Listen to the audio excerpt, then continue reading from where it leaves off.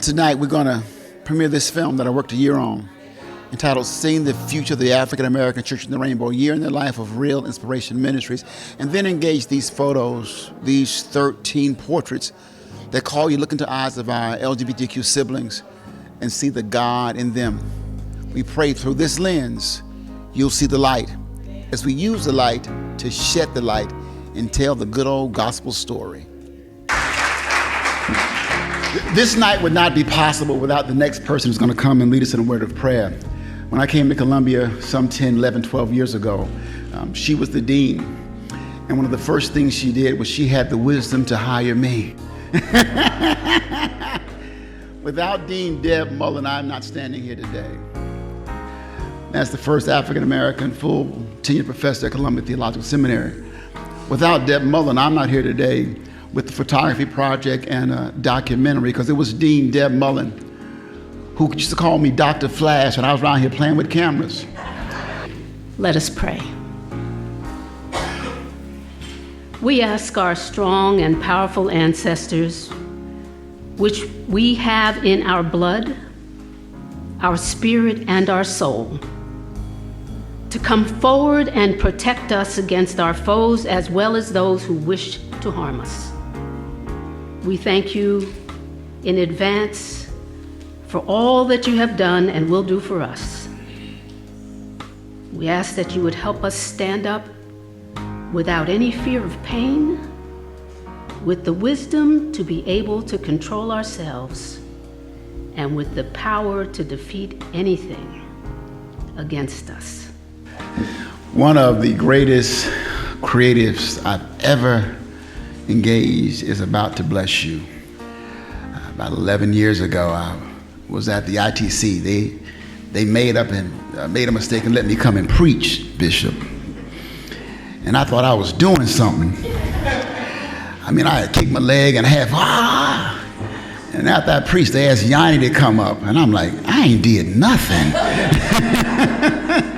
The gift of sacrifice is saving lives. Our folks never thought twice about nurturing us, seeing the hurt in us, speaking directly to the deservingness and worthiness in us. The great cloud of witnesses are birthing what's most necessary.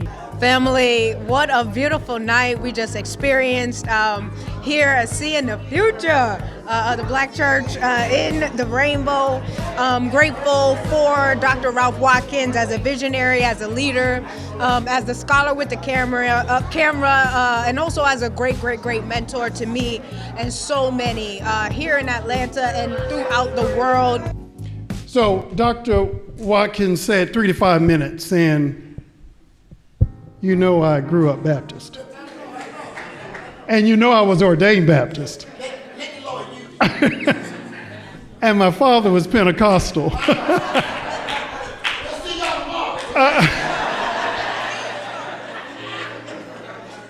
But I'm now an Episcopal priest. And so we Episcopalians do what we've been asked to do. So tonight, we gather to commit and recommit ourselves to the unfinished work of creating a true liberation theology, a Black liberation theology that affirms and celebrates all God's people, including Black lesbians, gays, bisexuals, and transgendered people of God. The documentary was wonderful. It's important work. It's teaching something that we all need to know, not just those who are in the church and those who are in ministry, but also just everyone in the world should know a God who accepts everyone. I am so glad that I was able to see this documentary, be a part of this documentary. It blessed me to be able to hear not just other stories, but to be reminded of the story in which I came from. It's a blessing. I believe that it's going to change lives. I believe that it's going to be the example of what we need in our world to come. And this film is another one of those things that we just never imagined that God would impress upon the heart of a Baptist pastor, heterosexual Baptist pastor, to want to bring to light the love between the LGBTQIA community and the church. So I am so excited to be here, to be experiencing this documentary. It is not only prophetic in its nature, it is also our legacy, our stories, the songs, the things that caused us pain, but also gave us opportunity for triumph. You would want to experience it because it is our story and it's told in our voice.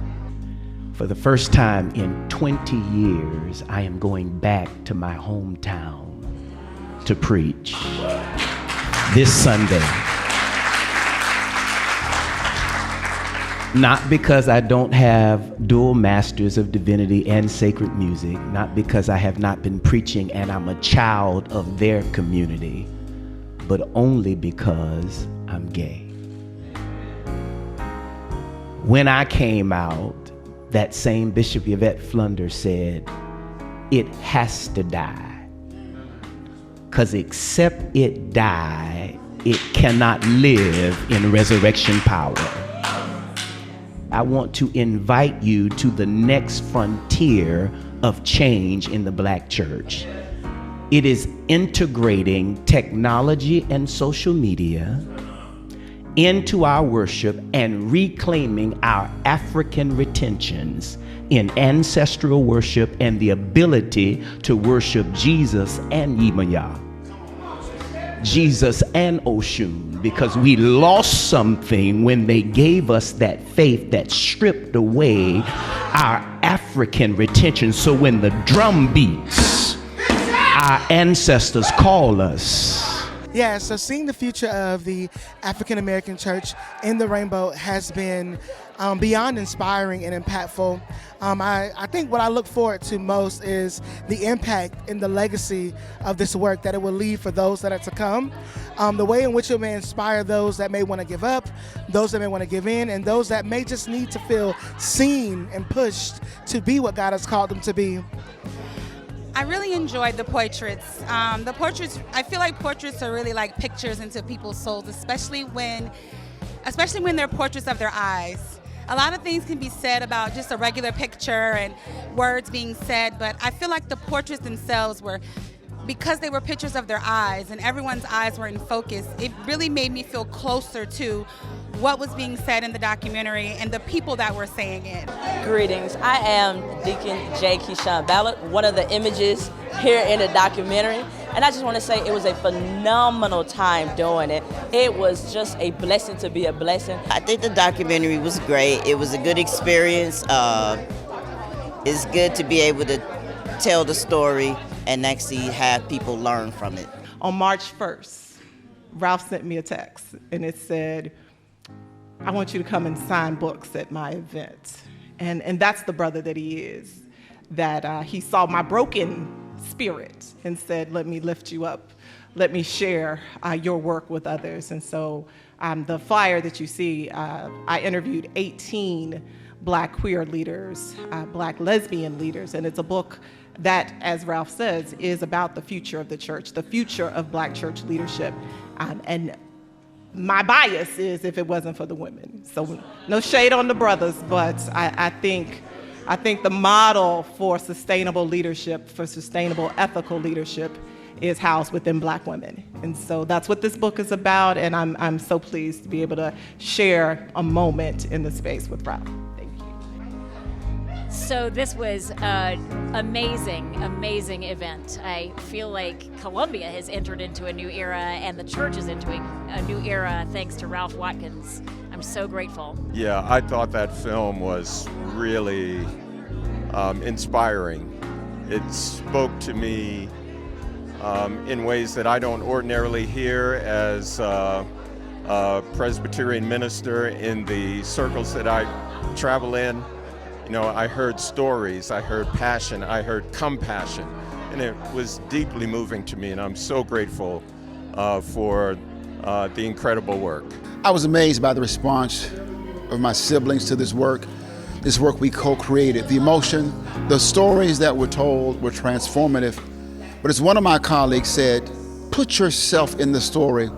And what I saw tonight is people putting themselves in the story as we rewrite the future of the African American church.